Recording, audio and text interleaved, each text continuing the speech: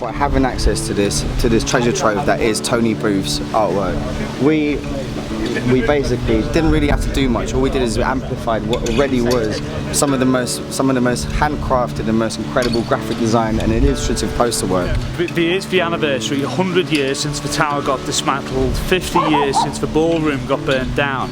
This would be forgotten.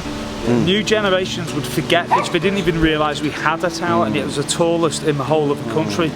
And what we've done here is try and bring that back to life, so people will remember that we did have the tallest tower in the country. The Rolling Stones, the Beatles, the Who, everyone played it. We keep pulling it back to the youngsters here, but then again, it is so vital that genuinely they wouldn't know this legacy. They wouldn't know this history that is at their doorstep. Well, okay. Well, now it is time to introduce June Booth, and it was her husband, Tony Booth, that designed all of the posters that are the basis of this mural.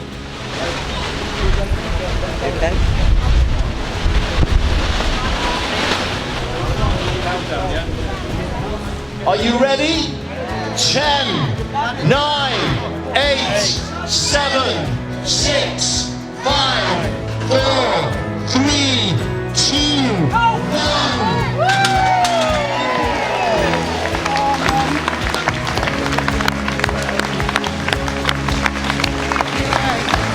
Ladies and gentlemen, is that not sensational?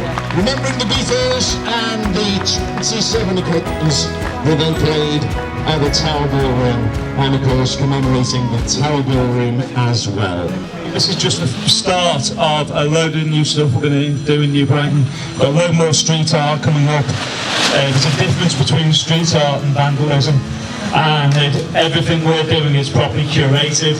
And we want the community to come back together, so we're painting lampposts. I'd like to thank a lot of kids who have been helping us through the night, sanding down benches and painting things and clearing stuff up, which makes a difference when we're normally causing havoc around the place. But there's not a lot for these young people to do, and what we're doing is creating jobs, opportunities. I'm going to put New Brighton back on the map again.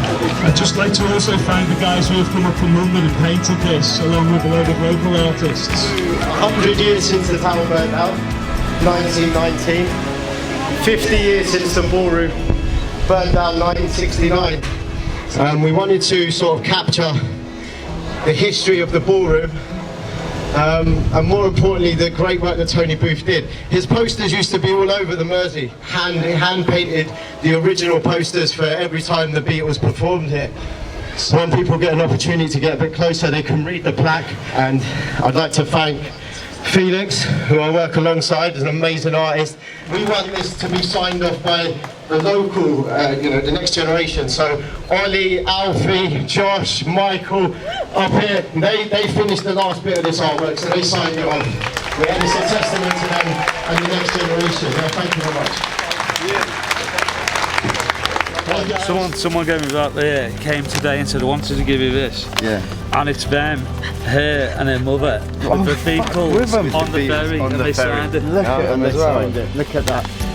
I mean, you do feel this authenticness, man. That's just like, yeah.